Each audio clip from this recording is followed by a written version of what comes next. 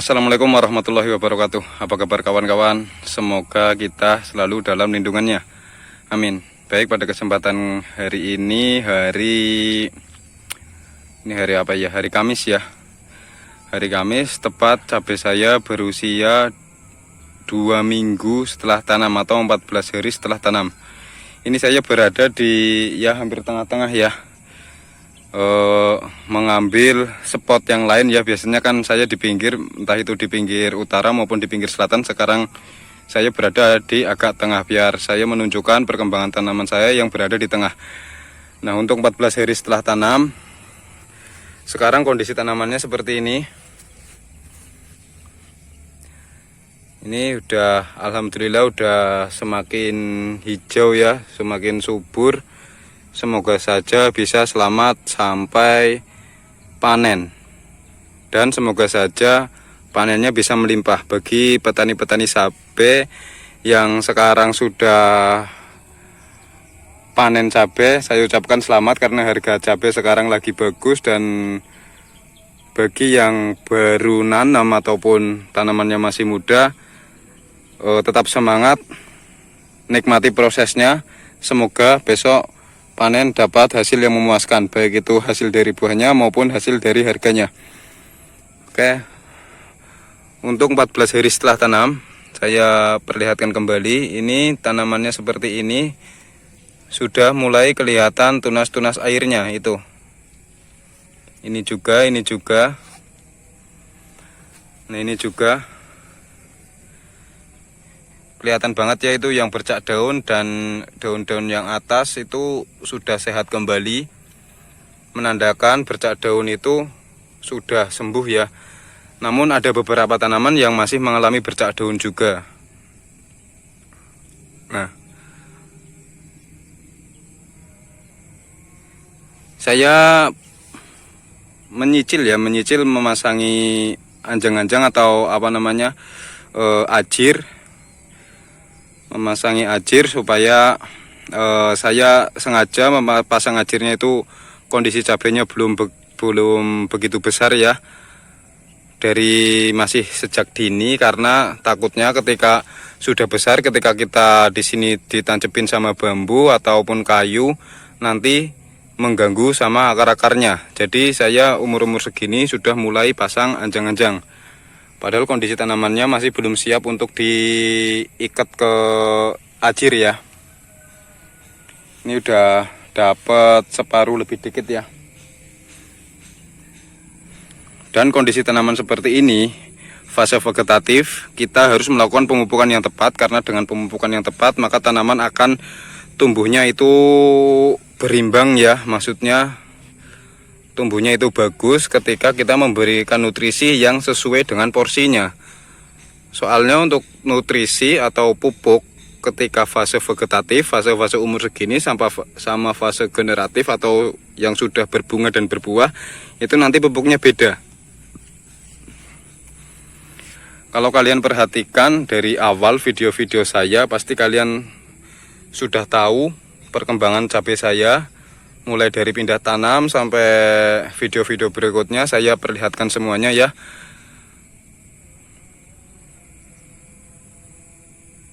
Ya, seperti ini.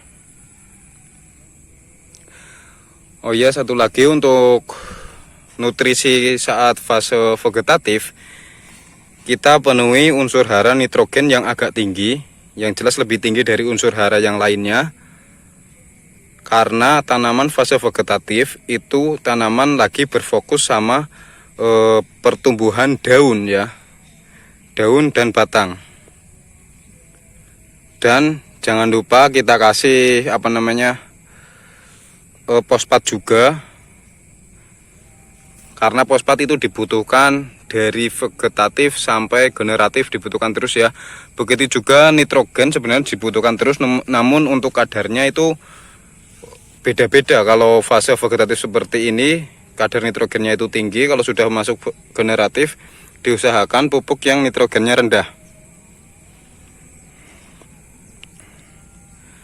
Kan pas pemupukan pertama saya sudah kasih ini NPK 16 sama Ultradap ya. Dan untuk pemupukan kali ini saya hanya menggunakan NPK 16 saja.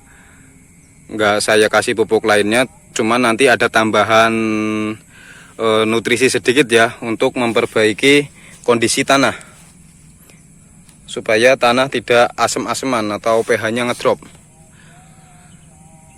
Oke, amunisi apa yang saya gunakan, kalian subscribe dulu channel saya agar saya lebih bersemangat dalam membuat konten seputar pertanian, khususnya pertanian hortikultura. Dan jangan lupa like juga video ini agar video ini semakin berkembang dan channel ini semakin maju dan berkembang untuk kemajuan kita bersama. Soalnya saya buat channel ini untuk saling sharing ya, masalah pertanian, khususnya pertanian hortikultura. Dan di sini saya juga membuka kesempatan bagi kalian yang mau memberi masukan, silahkan diberi masukan, komen saja di bawah. Oke, jangan lupa juga nyalakan loncengnya agar kalian selalu mendapatkan notifikasi pertama ketika saya upload video. Oke, kita langsung ke amunisi yang saya gunakan. Jadi pada pemupukan yang kedua kali ini tepat berusia 2 minggu ya, atau 14 hari setelah tanam. Saya akan menggunakan pupuk seperti biasa, NPK berimbang, yaitu ini NPK 16 ya, merek dagang Rusia dari Pak Tani atau Saprotan Utama. Ini untuk 2200 batang saya masih menggunakan 3 kg. Mungkin kalian ada yang bertanya, Mas kok dosisnya dikit banget. Nah ya, memang kalau saya itu melawan pemupukan itu dosisnya agak kecil ya, karena untuk tanaman yang terlalu cepat pertumbuhannya atau subur banget itu malah rawan terkena penyakit ataupun hama. Namun besok ini kan juga 3 kilo untuk usia 14 hari setelah tanam. Jadi karena memang kondisi tanamannya itu masih relatif kecil seperti itu ya. Jadi logikanya seperti ini. Anak kecil pun kalau makan itu nggak bisa langsung banyak, pasti sedikit demi sedikit seperti itu ya. Besok selang bertambahnya umur, makannya pun bertambah, seperti itu ya intinya ya.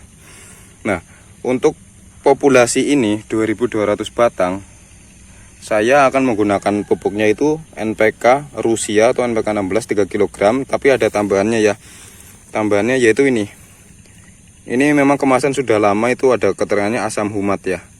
Asam humat itu banyak sekali manfaatnya, terutama untuk membenahi atau memperbaiki kondisi tanah ya, dimana ini bisa menetralkan ataupun menaikkan pH tanah. Soalnya kalau pH-nya rendah itu kan ibaratnya kondisi tanahnya itu asam-asaman, maka dari itu ditambahin ini bisa membantu menetralkannya.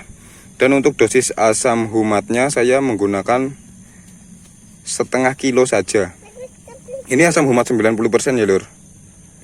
Ini benar-benar asam humat, nggak ada campuran apa-apa. Soalnya kan merek-merek di pasaran ada yang benar-benar asam humat, ada juga yang kalha itu kan asam humat dicampur sama kalsium, seperti itu. Ini ada beberapa manfaat asam humat. Satu, memperbaiki struktur tanah, menghemat dan mengefektifkan, menormalkan pH tanah, mencegah erosi dan kepecahan tanah, meningkatkan racun dalam tanah ya, terutama logam seperti besi, aluminium,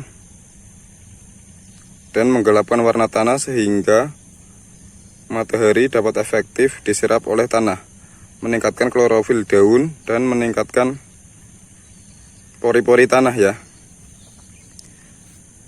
Nah ini untuk dosisnya. Kalau untuk dosis manual ya, kalian menggunakan asam humat, kalian bisa menggunakan 3 sendok sampai 5 sendok makan per tangki 20 liter ya. Karena ini saya biasa menggunakan selang drip, jadi saya langsung pakai perkiraan ini setengah kilo, nanti dicampur dengan NPK nya 3 kilo, terus dilarutkan dalam air dan masukkan ke dalam drum ini, terus disedot menggunakan mesin alkon. Cuman mesin alkonnya belum saya tata ya, jadi saya akan melarutkan NPK terlebih dahulu.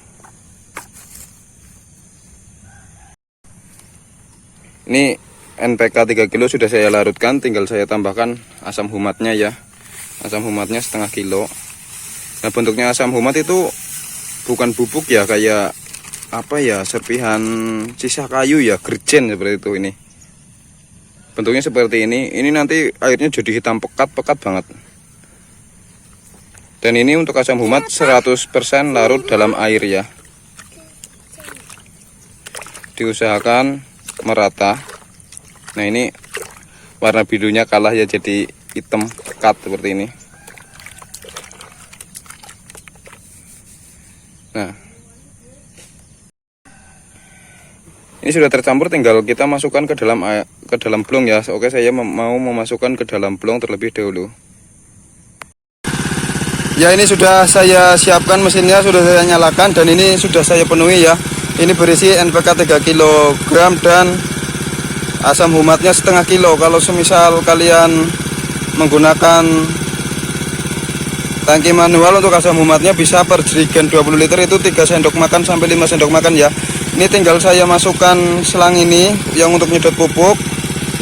Kalau sudah, tinggal kita buka ini sedikit-sedikit aja. Ini ya, ini sedikit-sedikit aja, kira-kira setengah. Nah, ini nanti posisinya akan nyedot, perhatikan.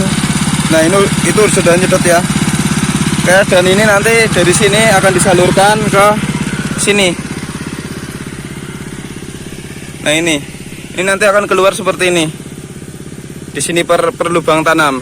Tapi untuk kekurangannya terkadang ada beberapa tanaman yang memang keluar airnya itu nggak pas sama lubang tanam. Jadi untuk tingkat kesuburannya itu kadang-kadang tidak merata ya. Kayak seperti itu aja video kali ini. Sampai jumpa di video selanjutnya. Assalamualaikum warahmatullahi wabarakatuh.